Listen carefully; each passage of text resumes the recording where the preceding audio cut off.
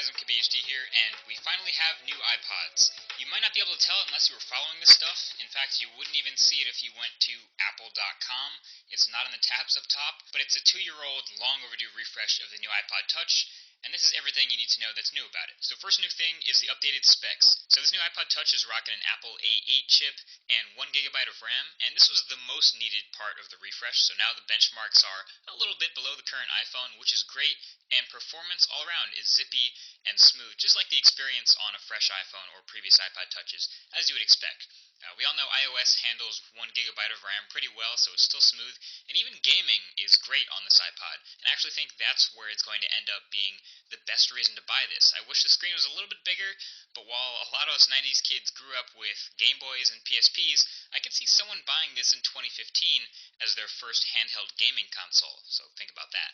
Now, speaking of the display, that's actually the second major new thing. So it's rocking a 4-inch Retina display, so 1136 by 640 at 326 pixels per inch. Nothing too crazy here. Like I said, I wish it was a little bit bigger, but, for watching videos and gaming, it's all right. And again, it's still an iPod, so it's a media player. It's something you want to keep small and portable. And believe me, they have done exactly that. This thing is still super thin and light at 6.1 millimeters thin and 88 grams. But it's still solid as a rock still, so no bend gate issues here. The iPod Touch is built very well. And in this really thin body, they managed to fit two other new pieces of hardware.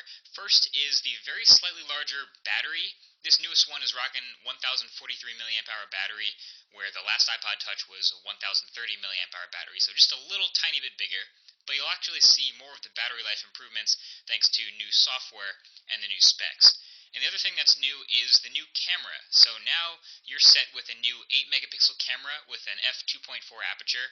It's essentially on par with the iPhone 5's camera. In fact, I think a lot of the parts, like the camera here and the display, come from the iPhone 5. So it was top of the line a few years ago. Now it's come a lot down in price. Makes sense for Apple to finish out the stock of these parts. So the photos and videos will look pretty good.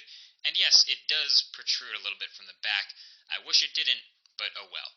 Lastly, one thing that's not actually new is the home button, which is kind of disappointing since that means there's no Touch ID, and also there's no NFC, so no Apple Pay, no unlocking your phone with your fingerprint, no touching it to pay for apps, etc. Kind of wish it would have been there, would have been nice to have, but it's not here, just a regular home button. Also, that strap that used to be connected to the back of the iPod to hold it to your wrist, that's gone too.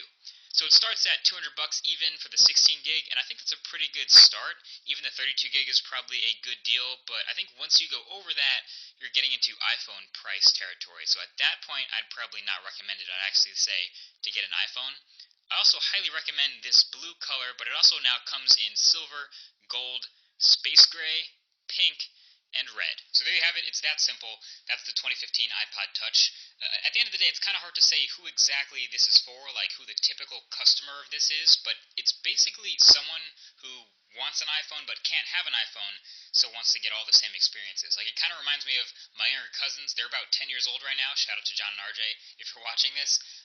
They can't have an iPhone right now, but they still can get something like this, which is a lot cheaper and has pretty much all the same pros of iOS and all the games and apps that they like. So that's essentially who it's for. So there you have it. Thank you for watching this video. Feel free to hit that like button below if you enjoyed, or even better, there's a subscribe button below that if you want to see more videos like this. Also, I don't need this one anymore. I have an iPhone that I use, and I listen to Apple Music on it, so I don't need this iPod, so I'm going to go ahead and give this one away.